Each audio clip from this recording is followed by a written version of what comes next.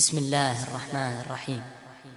شروع اللہ کا نام لے کر جو بڑا مہربان نہایت رحم والا ہے۔ طاسین، یہ قرآن اور کتاب روشن کی آیتیں ہیں، مومنوں کے لیے ہدایت اور بشارت ہے۔ وہ جو نماز پڑھتے اور زکوٰۃ دیتے اور آخرت کا یقین رکھتے ہیں۔ جو لوگ آخرت پر ایمان نہیں رکھتے، ہم نے ان کے اعمال ان کے لیے آراستہ کر دیے ہیں تو وہ سرگرداں ہو رہے ہیں۔ یہی لوگ ہیں جن کے لیے بڑا عذاب ہے اور وہ آخرت میں بھی بہت نقصان اٹھانے والے ہیں۔ اور تم کو قرآن خدائے حکیم و علیم کی طرف سے عطا کیا جاتا ہے۔ جب موسیٰ نے اپنے گھر والوں سے کہا کہ میں نے آگ دیکھی ہے، میں وہاں سے رستے کا پتہ لاتا ہوں یا سلگتا ہوا انگارہ تمہارے پاس لاتا ہوں تاکہ تم تاپو۔ جب موسیٰ اس کے پاس آئے تو ندا آئی کہ وہ جو آگ میں تجلی دکھاتا ہے بابرکت ہے، اور وہ جو آگ کے ارد گرد ہے، اور خدا جو تمام عالم کا پروردگار ہے پاک ہے۔ اے موسیٰ، میں ہی خدائے غالب و دانا ہوں، اور اپنی لاٹھی ڈال دو۔ جب اسے دیکھا تو اس طرح ہل رہی تھی گویا سانپ ہے، تو پیٹھ پھیر کر بھاگے اور پیچھے مڑ کر نہ دیکھا۔ حکم ہوا کہ موسیٰ ڈرو مت، ہمارے پاس پیغمبر ڈرا نہیں کرتے۔ ہاں، جس نے ظلم کیا پھر برائی کے بعد اسے نیکی سے بدل دیا تو میں بخشنے والا مہربان ہوں۔ اور اپنا ہاتھ اپنے گریبان میں ڈالو، بے عیب سفید نکلے گا، ان 2 معجزوں کے ساتھ جو 9 معجزوں میں داخل ہیں۔ فرعون اور اس کی قوم کے پاس جاؤ کہ وہ بد کردار لوگ ہیں۔ جب ان کے پاس ہماری روشن نشانیاں پہنچیں، کہنے لگے یہ صریح جادو ہے۔ اور ہم نے داؤد اور سلیمان کو علم بخشا، اور انہوں نے کہا کہ خدا کا شکر ہے جس نے ہمیں اپنے بہت سے مومن بندوں پر فضیلت دی۔ اور سلیمان داؤد کے قائم مقام ہوئے اور کہنے لگے کہ لوگوں، ہمیں خدا کی طرف سے جانوروں کی بولی سکھائی گئی ہے اور ہر چیز عنایت فرمائی گئی ہے، بے شک یہ اس کا صریح فضل ہے۔ اور سلیمان کے لیے جنوں اور انسانوں اور پرندوں کے لشکر جمع کیے گئے اور وہ قسم وار کیے گئے تھے، یہاں تک کہ جب چیونٹیوں کے میدان میں پہنچے تو ایک چیونٹی نے کہا کہ چیونٹیوں اپنے اپنے بلوں میں داخل ہو جاؤ، ایسا نہ ہو کہ سلیمان اور اس کے لشکر تم کو کچل ڈالیں اور ان کو خبر بھی نہ ہو۔ تو وہ اس کی بات سے ہنس پڑے اور کہنے لگے کہ اے پروردگار، مجھے توفیق عنایت کر کہ جو احسان تو نے مجھ پر اور میرے ماں باپ پر کیے ہیں ان کا شکر کروں، اور ایسے نیک کام کروں کہ تو ان سے خوش ہو جائے، اور مجھے اپنی رحمت سے اپنے نیک بندوں میں داخل فرما۔ اور جب انہوں نے جانوروں کا جائزہ لیا تو کہنے لگے کیا سبب ہے کہ ہدہد نظر نہیں آتا؟ کیا کہیں غائب ہو گیا ہے؟ میں اسے سخت سزا دوں گا یا ذبح کر ڈالوں گا، یا میرے سامنے اپنی بے قصوری کی دلیل صریح پیش کرے۔ ابھی تھوڑی ہی دیر ہوئی تھی کہ ہدہد موجود ہوا اور کہنے لگا کہ مجھے ایک ایسی چیز معلوم ہوئی ہے جس کی آپ کو خبر نہیں، اور میں آپ کے پاس شہر سبا سے ایک یقینی خبر لے کر آیا ہوں۔ میں نے ایک عورت دیکھی کہ ان لوگوں پر بادشاہت کرتی ہے اور ہر چیز اسے میسر ہے، اور اس کا ایک بڑا تخت ہے۔ میں نے دیکھا کہ وہ اور اس کی قوم خدا کو چھوڑ کر آفتاب کو سجدہ کرتے ہیں، اور شیطان نے ان کے اعمال انہیں آراستہ کر دکھائے ہیں اور ان کو رستے سے روک رکھا ہے، پس وہ رستے پر نہیں آتے اور نہیں سمجھتے کہ خدا کو جو آسمانوں اور زمین میں چھپی چیزوں کو ظاہر کر دیتا اور تمہارے پوشیدہ اور ظاہر اعمال کو جانتا ہے، کیوں سجدہ نہ کریں۔ خدا کے سوا کوئی عبادت کے لائق نہیں، وہی عرش عظیم کا مالک ہے۔ سلیمان نے کہا اچھا، ہم دیکھیں گے تو نے سچ کہا ہے یا تو جھوٹا ہے۔ یہ میرا خط لے جا اور اسے ان کی طرف ڈال دے، پھر ان کے پاس سے پھر آ اور دیکھ کہ وہ کیا جواب دیتے ہیں۔ مالکہ نے کہا کہ دربار والو، میری طرف ایک نامہ گرامی ڈالا گیا ہے، وہ سلیمان کی طرف سے ہے، اور مضمون یہ ہے کہ شروع خدا کا نام لے کر جو بڑا مہربان نہایت رحم والا ہے۔ بعد اس کے یہ کہ مجھ سے سرکشی نہ کرو اور مطیع و منقاد ہو کر میرے پاس چلے آؤ۔ خط سنا کر کہنے لگی کہ اے اہل دربار، میرے اس معاملے میں مجھے مشورہ دو، جب تک تم حاضر نہ ہو اور صلاح نہ دو میں کسی کام کو فیصل کرنے والی نہیں۔ وہ بولے کہ ہم بڑے زور آور اور سخت جنگجو ہیں، اور حکم آپ کے اختیار ہے، تو جو حکم دیجئے گا اس کے معال پر نظر کر لیجئے گا۔ اس نے کہا کہ بادشاہ جب کسی شہر میں داخل ہوتے ہیں تو اس کو تباہ کر دیتے ہیں اور وہاں کے عزت والوں کو ذلیل کر دیا کرتے ہیں، اور اسی طرح یہ بھی کریں گے۔ اور میں ان کی طرف کچھ تحفہ بھیجتی ہوں اور دیکھتی ہوں کہ قاصد کیا جواب لاتے ہیں۔ جب قاصد سلیمان کے پاس پہنچا تو سلیمان نے کہا، کیا تم مجھے مال سے مدد دینا چاہتے ہو؟ جو کچھ خدا نے مجھے عطا فرمایا ہے وہ اس سے بہتر ہے جو تمہیں دیا ہے۔ حقیقت یہ ہے کہ اپنے تحفے سے تم ہی خوش ہوتے ہوگے۔ ان کے پاس واپس جاؤ، ہم ان پر ایسے لشکر لے کر حملہ کریں گے جن کے مقابلے کی ان میں طاقت نہ ہوگی، اور ان کو وہاں سے بے عزت کر کے نکال دیں گے اور وہ ذلیل ہوں گے۔ سلیمان نے کہا کہ اے دربار والو، کوئی تم میں ایسا ہے کہ قبل اس کے کہ وہ لوگ فرما بردار ہو کر ہمارے پاس آئیں ملکہ کا تخت میرے پاس لے آئے؟ جنات میں سے ایک قوی ہیکل جن نے کہا کہ قبل اس کے کہ آپ اپنی جگہ سے اٹھیں میں اس کو آپ کے پاس لا حاضر کرتا ہوں، اور مجھے اس پر قدرت بھی حاصل ہے اور امانت دار بھی ہوں۔ ایک شخص جس کو کتاب الہی کا علم تھا کہنے لگا کہ میں آپ کی آنکھ کے جھپکنے سے پہلے اسے آپ کے پاس حاضر کیے دیتا ہوں۔ جب سلیمان نے تخت کو اپنے پاس رکھا ہوا دیکھا تو کہا کہ یہ میرے پروردگار کا فضل ہے تاکہ مجھے آزمائے کہ میں شکر کرتا ہوں یا کفران نعمت کرتا ہوں، اور جو شکر کرتا ہے تو اپنے ہی فائدے کے لیے شکر کرتا ہے، اور جو ناشکری کرتا ہے تو میرا پروردگار بے پرواہ اور کرم کرنے والا ہے۔ سلیمان نے کہا کہ مالکہ کے امتحان عقل کے لیے اس کے تخت کی صورت بدل دو، دیکھیں کہ وہ سوجھ بوجھ رکھتی ہے یا ان لوگوں میں سے ہے جو سوجھ نہیں رکھتے۔ جب وہ آ پہنچی تو پوچھا گیا کہ کیا آپ کا تخت بھی اسی طرح کا ہے؟ اس نے کہا کہ یہ تو گویا ہو بہو وہی ہے، اور ہم کو اس سے پہلے ہی سلیمان کی عظمت و شان کا علم ہو گیا تھا، اور ہم فرما بردار ہیں۔ اور وہ جو خدا کے سوا اور کی پرستش کرتی تھی سلیمان نے اس کو اس سے منع کیا، اس سے پہلے تو وہ کافروں میں سے تھی۔ پھر اس سے کہا گیا کہ محل میں چلیے۔ جب اس نے اس کے فرش کو دیکھا تو اسے پانی کا حوض سمجھا اور کپڑا اٹھا کر اپنی پنڈلیاں کھول دیں۔ سلیمان نے کہا یہ ایسا محل ہے جس کے نیچے بھی شیشے جڑے ہوئے ہیں۔ وہ بول اٹھی کہ پروردگار میں اپنے آپ پر ظلم کرتی رہی تھی، اور اب میں سلیمان کے ہاتھ پر خدا رب العالمین پر ایمان لاتی ہوں۔ اور ہم نے سمود کی طرف ان کے بھائی صالح کو بھیجا کہ خدا کی عبادت کرو تو وہ دو فریق ہو کر آپس میں جھگڑنے لگے۔ صالح نے کہا کہ اے قوم، تم بھلائی سے پہلے برائی کے لیے کیوں جلدی کرتے ہو اور خدا سے بخشش کیوں نہیں مانگتے تاکہ تم پر رحم کیا جائے؟ وہ کہنے لگے کہ تم اور تمہارے ساتھی ہمارے لیے شگون بد ہیں۔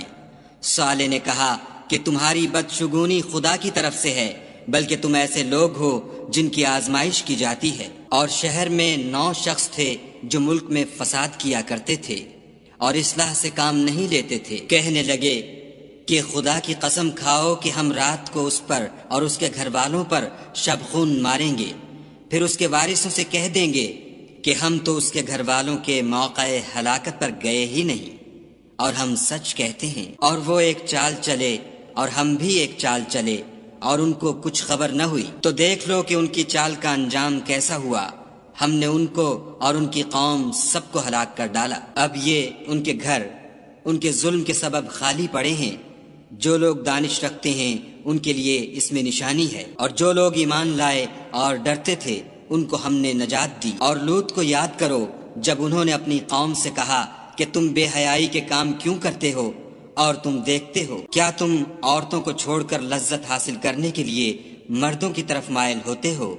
حقیقت یہ ہے کہ تم احمق لوگ ہو۔ تو ان کی قوم کے لوگ بولے تو یہ بولے، اور اس کے سوا ان کا کچھ جواب نہ تھا کہ لوط کے گھر والوں کو اپنے شہر سے نکال دو، یہ لوگ پاک بننا چاہتے ہیں۔ تو ہم نے ان کو اور ان کے گھر والوں کو نجات دی، مگر ان کی بیوی کہ اس کی نسبت ہم نے مقرر کر رکھا تھا کہ وہ پیچھے رہنے والوں میں ہوگی۔ اور ہم نے ان پر مہ برسایا، سو جو میں ان لوگوں پر برسا جن کو متنبع کر دیا گیا تھا برا تھا۔ کہہ دو کہ سب تعریف خدا ہی کو سزاوار ہے، اور اس کے بندوں پر سلام ہے جن کو اس نے منتخب فرمایا۔ بھلا خدا بہتر ہے یا وہ جن کو یہ اس کا شریک بناتے ہیں؟ بھلا کس نے آسمانوں اور زمین کو پیدا کیا، اور کس نے تمہارے لیے آسمان سے پانی برسایا؟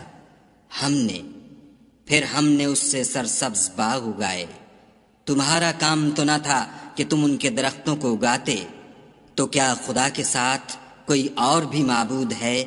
ہرگز نہیں، بلکہ یہ لوگ رستے سے الگ ہو رہے ہیں۔ بھلا کس نے زمین کو قرارگاہ بنایا اور اس کے بیچ نہریں بنائیں اور اس کے لیے پہاڑ بنائے، اور کس نے دو دریاؤں کے بیچ اوٹ بنائی؟ یہ سب کچھ خدا نے بنایا، تو کیا خدا کے ساتھ کوئی اور معبود بھی ہے؟ ہرگز نہیں، بلکہ ان میں اکثر دانش نہیں رکھتے۔ بھلا کون بے قرار کی التجا قبول کرتا ہے جب وہ اس سے دعا کرتا ہے، اور کون اس کی تکلیف کو دور کرتا ہے، اور کون تم کو زمین میں اگلوں کا جانشین بناتا ہے؟ یہ سب کچھ خدا کرتا ہے، تو کیا خدا کے ساتھ کوئی اور معبود بھی ہے؟ ہرگز نہیں، مگر تم بہت کم غور کرتے ہو۔ بھلا کون تم کو جنگل اور دریا کے اندھیروں میں رستہ بتاتا، اور کون ہواؤں کو اپنی رحمت کے آگے خوشخبری بنا کر بھیجتا ہے؟ یہ سب کچھ خدا کرتا ہے، تو کیا خدا کے ساتھ کوئی اور معبود بھی ہے؟ ہرگز نہیں۔ یہ لوگ جو شرک کرتے ہیں، خدا کی شان اس سے بلند ہے۔ بھلا کون خلقت کو پہلی بار پیدا کرتا پھر اس کو بار بار پیدا کرتا رہتا ہے؟ اور کون تم کو آسمان اور زمین سے رزق دیتا ہے؟ یہ سب کچھ خدا کرتا ہے، تو کیا خدا کے ساتھ کوئی اور معبود بھی ہے؟ ہرگز نہیں۔ کہہ دو کہ مشرکو، اگر تم سچے ہو تو دلیل پیش کرو۔ کہہ دو کہ جو لوگ آسمانوں اور زمین میں ہیں خدا کے سوا غیب کی باتیں نہیں جانتے، اور نہ یہ جانتے ہیں کہ کب زندہ کر کے اٹھائے جائیں گے، بلکہ آخرت کے بارے میں ان کا علم منتہی ہو چکا ہے، بلکہ وہ اس سے شک میں ہیں، بلکہ اس سے اندھے ہو رہے ہیں۔ اور جو لوگ کافر ہیں کہتے ہیں کہ جب ہم اور ہمارے باپ دادا مٹی ہو جائیں گے تو کیا ہم پھر قبروں سے نکالے جائیں گے؟ یہ وعدہ ہم سے اور ہمارے باپ دادا سے پہلے سے ہوتا چلا آیا ہے۔